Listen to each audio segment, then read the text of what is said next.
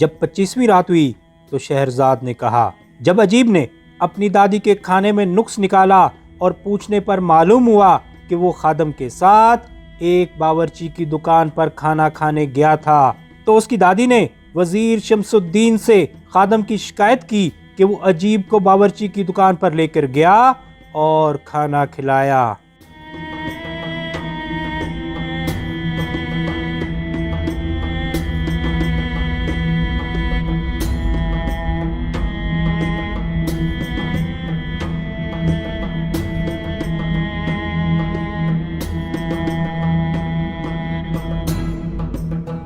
وزیر نے اس سے پوچھا، تو اسے باورچی کی دکان میں کیوں لے کے گیا تھا؟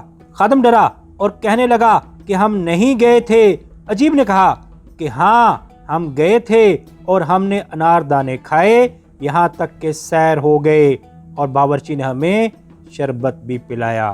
یہ سن کر وزیر خادم پر اور غضبناک ہوا اور اس سے دوبارہ پوچھا، لیکن اس نے دوبارہ انکار کیا۔ اس پر وزیر نے کہا کہ اگر تو سچ کہتا ہے تو ہمارے سامنے بیٹھ کر کھا۔ اب خادم آگے بڑھا اور کھانے کا ارادہ کیا، لیکن اس سے کھایا نہ گیا اور کہنے لگا کہ اے میرے آقا، میں کل کے کھانے سے ابھی تک سیر ہوں۔ وزیر سمجھ گیا کہ باورچی کے پاس سے کھا کر آیا ہے، اور اس نے غلاموں کو حکم دیا کہ اسے زمین پر پٹکیں، اور وزیر نے کوڑے مارنے شروع کیے تو خادم پناہ مانگنے لگا اور کہنے لگا کہ مجھے مت مارو، میں سچ سچ بتاتا ہوں۔ اس پر وزیر نے ہاتھ روک لیا اور کہنے لگا کہ سچ سچ کہہ۔ اس نے جواب دیا، ہم واقعی باورچی کی دکان میں گئے تھے، خدا کی قسم میں نے عمر بھر ایسا کھانا نہیں کھایا، اور نہ اس کھانے سے جو ہمارے آگے ہے بدتر کھانا کبھی چکھا۔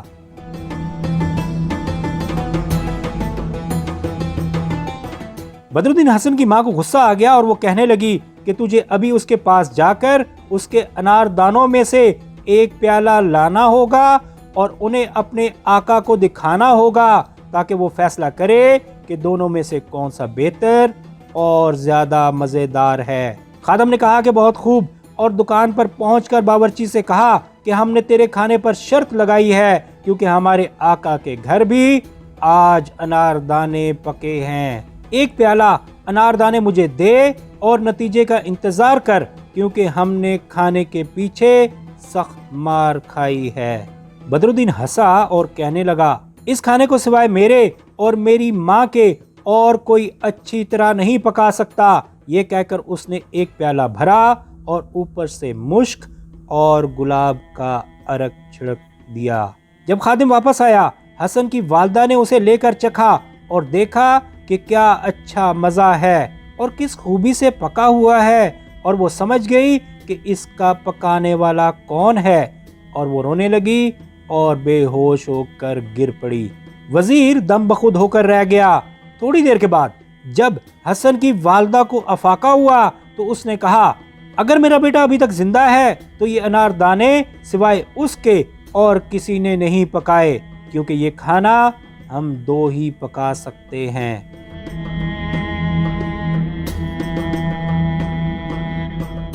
جب وزیر نے یہ سنا تو بہت خوش ہوا اور کہنے لگا کہ آہ میری تمنا اپنے بھتیجے کو دیکھنے کی۔ اب اس نے اپنے آدمیوں سے کہا، 20 آدمی ابھی باورچی کی دکان پر جائیں اور اسے مسمار کر دیں اور اس کی پگڑی سے اس کے ہاتھ پاؤں باندھ کر زبردستی میرے پاس لے آئیں، لیکن اسے کسی قسم کی تکلیف نہ پہنچائیں۔ انہوں نے کہا، بہت خوب۔ اس کے بعد وزیر دمشق کے حاکم کے پاس گیا اور اسے خطوط دکھائے جو وہ سلطان سے لایا تھا۔ حاکم نے اس سے پوچھا کہ تیرا مجرم کون ہے؟ اس نے جواب دیا کہ ایک باورچی۔ ادھر شمس الدین کے آدمی بدر الدین کی دکان کو مسمار کر کے اسے باندھ کر وزیر کے خیموں میں لے گئے۔ جب وہ بدر الدین حسن کی دکان کو مسمار کر رہے تھے تو وہ ان سے کہہ رہا تھا کہ بتاؤ تو صحیح کہ انار دانوں میں انہوں نے کیا بات دیکھی کہ یہاں تک نوبت آ پہنچی۔ وزیر نے دمشق کے حاکم سے مجرم کو لے جانے کا حکم لے لیا تھا، اور جب وہ اپنی خیمہ گاہ پہنچا تو اس نے باورچی کو طلب کیا۔ جب بدر الدین حسن نے اپنے چچا کو دیکھا تو وہ زارو قطار رونے لگا اور اس نے کہا کہ کہ اے میرے سردار میں نے تمہارا کیا گناہ کیا ہے؟ وزیر نے اسے پوچھا کیا تو نے ہی اناردانے پکائے تھے؟ اس نے کہا کہ جی ہاں، اور پوچھا کہ اس میں کون سی ایسی چیز پائی گئی ہے کہ اس کے جرم میں مجھے یہ سزا دی جا رہی ہے؟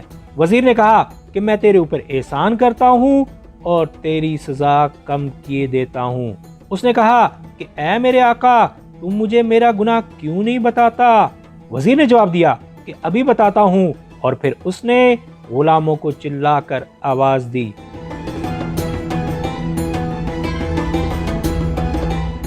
انہوں نے بدر الدین حسن کو ایک صندوق میں بند کر کے قفل لگا دیا اور روانہ ہو گئے۔ جب چلتے چلتے رات ہو گئی تو وہ ٹھہرے اور کچھ کھانا کھایا اور بدر الدین حسن کو نکال کر کھانا کھلایا اور پھر اسے صندوق میں بند کر دیا۔ ایک اور جگہ جب قیام کیا تو شمس الدین نے بدر الدین حسن کو صندوق سے نکالا اور اس سے پوچھا کہ کیا تو نے ہی اناردانے پکائے تھے؟ اس نے جواب دیا کہ ہاں میرے آقا۔ وزیر نے حکم دیا کہ اس کے پاؤں میں بیڑیاں ڈال دو۔ انہوں نے بیڑیاں ڈال کر پھر صندوق میں بند کر دیا اور چلتے چلتے وہ مصر پہنچے۔ جب وہ شہر کے قریب پہنچے تو وزیر نے بدر الدین حسن کو صندوق سے نکالا اور ایک بڑھئی کو بلایا۔ جب بڑھئی آیا تو وزیر نے کہا کہ ایک لکڑی کا سلیب بنا۔ بدر الدین حسن نے کہا کہ سلیب کا تو کیا کرے گا؟ اس نے جواب دیا کہ تجھے اس پر چڑھا کر کیلوں سے جڑ دوں گا اور پھر تجھے سارے شہر میں پھراؤں گا۔ اس نے پوچھا کہ کس گناہ پر تو میرے ساتھ یہ حرکت کرے گا؟ وزیر نے کہا کہ اس گناہ پر کہ تو نے اناردانے خراب پکائے تھے۔ تو نے کیسا پکایا کہ اس میں کالی مرچیں بالکل نہیں ڈالیں۔ اس نے کہا کہ محض کالی مرچوں کے نہ ہونے سے تو مجھے یہ سزا دے گا؟ کیا یہ کافی نہیں ہے کہ تو نے مجھے قید کر رکھا ہے اور ہر روز ایک بار کھانے کو دیتا ہے؟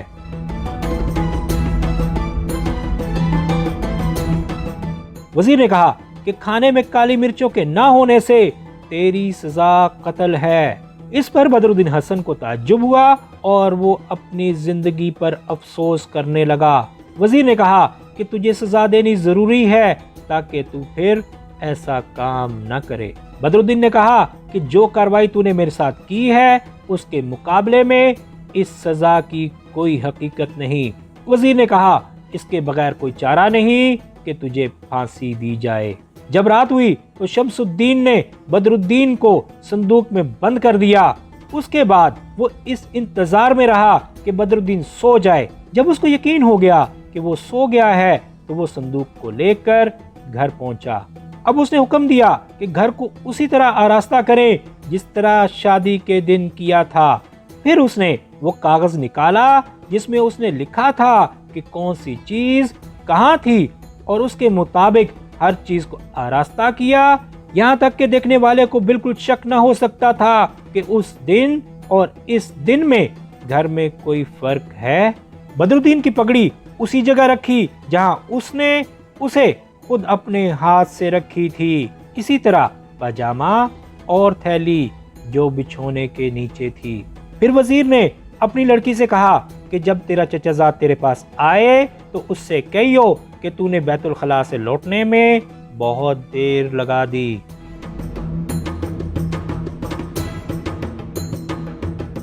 یہ کہہ کر وزیر نے بدر الدین کو صندوق سے نکالا اور اس کے پاؤں کی بیڑیاں کاٹ دیں اور اسے محض ایک اٹنگی قمیض بغیر پاجامے کے پہنا دی۔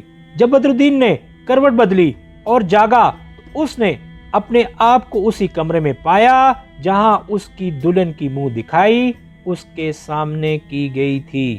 جب اس کی نظر اپنی پگڑی اور کپڑوں پر پڑی تو وہ حواس باختہ ہو گیا اور اپنے دل میں کہنے لگا کہ میں خواب میں ہوں یا جاگ رہا ہوں۔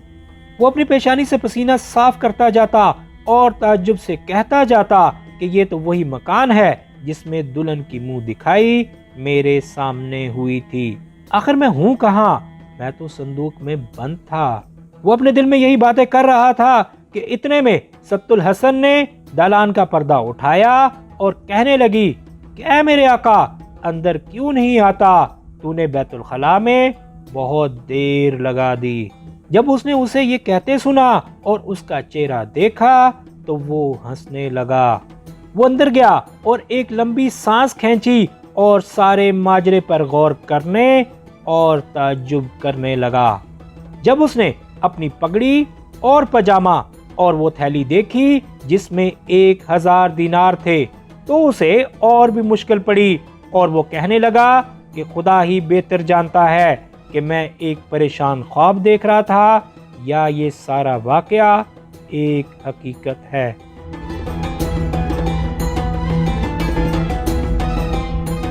اب سط الحسن نے اس سے کہا کہ تجھے کیا ہو گیا ہے کہ تو حیران اور بدحواس معلوم ہوتا ہے؟ شروع رات میں تو ایسا نہ تھا۔ وہ ہنسا اور کہنے لگا کہ مجھے یہاں سے گئے کتنا وقت ہوا ہے؟ اس نے جواب دیا کہ خدا تجھے سلامت رکھے، تو حاجت رفع کرنے گیا تھا اور اب واپس آیا ہے، کیا تیری عقل جاتی رہی؟ جب بدرالدین نے یہ سنا تو وہ ہنس پڑا اور کہنے لگا کہ تو سچ کہتی ہے، لیکن جب میں تیرے پاس سے گیا تو بیت الخلا میں جا کر سو گیا، اور میں نے خواب میں دیکھا کہ میں دمشق میں باورچی ہوں اور وہاں 10 سال قیام کیا، اور یہ دیکھا کہ میرے پاس ایک لڑکا آیا جو کسی بڑے آدمی کا بیٹا تھا اور اس کے ساتھ ایک نوکر تھا۔ یہ کہہ کر بدرالدین حسن نے اپنی پیشانی پر ہاتھ پھیرا اور چوٹ کا نشان محسوس کیا اور کہنے لگا کہ یہ تو سچا اور بیداری کا واقعہ معلوم ہوتا ہے، کیونکہ اس نے میری پیشانی پر پتھر مارا تھا اور وہ پھٹ گئی تھی۔ پھر کچھ سوچنے کے بعد وہ کہنے لگا کہ اس رات جب میں سویا تو گویا میں نے خواب دیکھا، اور یہ کہ میں بغیر پاجامے کے دمشق گیا اور وہاں باورچی گیری کرنے لگا۔ اس کے بعد وہ پھر تھوڑی دیر تک بدحواس رہا اور کہنے لگا کہ میں نے دیکھا کہ میں نے انار دانے پکائے ہیں جن میں کالی مرچیں نہیں تھیں، اور اگر میں جاگ نہ پڑتا تو وہ مجھے صلیب پر چڑھا دیتے۔ سط الحسن نے پوچھا کس وجہ سے؟ اس نے جواب دیا کہ اناردانوں میں مرچوں کی وجہ سے، اور انہوں نے میری دکان مسمار کر دی، میرے برتن توڑ ڈالے اور مجھے صندوق میں بند کر دیا۔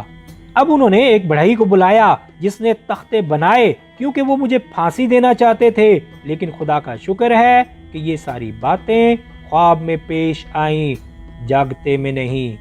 وہ رات اس نے بڑی بے چینی اور اضطراب میں بسر کی۔ صبح تک وہ اسی پریشانی میں تھا کہ اس کا چچا وزیر شمس الدین گھر میں داخل ہوا۔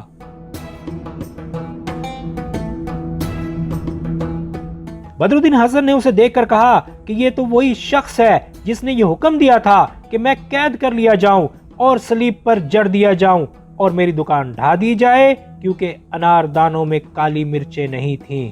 یہ سن کر وزیر نے اسے سارا واقعہ شروع سے لے کر آخر تک بیان کر دیا، اور پھر اسے بتایا کہ میں تیری ماں کو بصرے سے اپنے ساتھ لے آیا ہوں۔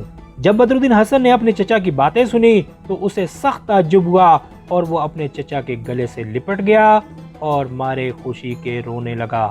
اب وزیر نے عجیب کو بلوایا، اور جب اس کے باپ نے اسے دیکھا تو کہنے لگا کہ یہ وہی لڑکا ہے جس نے مجھے پتھر مارا تھا۔ وزیر نے کہا کہ یہ تیرا بیٹا ہے۔ یہ سن کر وہ عجیب کو بوسے دینے لگا اور گلے سے لگا لیا۔ اتنے میں اس کی ماں آئی اور اس سے لپٹ گئی، اور وہ سب ایک طویل عرصے کے بعد ملنے پر بہت خوش ہوئے اور خدا کا شکر ادا کیا۔ شہرزاد نے کہا جب خلیفہ نے جعفر کے منہ سے یہ کہانی سنی تو وہ حیران ہو گیا اور اسے یہ کہانی بہت پسند آئی۔ اس نے جعفر کے غلام کو چھوڑ دیا اور جوان کا وظیفہ بھی مقرر کیا، اور اسے اپنے پاس سے ایک لونڈی عطا کی، اور پھر اسے اپنا ندیم خاص بنا لیا، جس سے اس کی زندگی بڑے عیش و آرام سے گزرنے لگی۔ لیکن اے میرے بادشاہ، یہ کہانی درزی، کبڑے، یہودی، خانسامہ اور عیسائی کی کہانی سے زیادہ عجیب نہیں ہے۔ شہریار بادشاہ نے پوچھا کہ وہ کہانی کیا ہے؟ شہرزاد نے کہا کہ اے نیک بخت بادشاہ،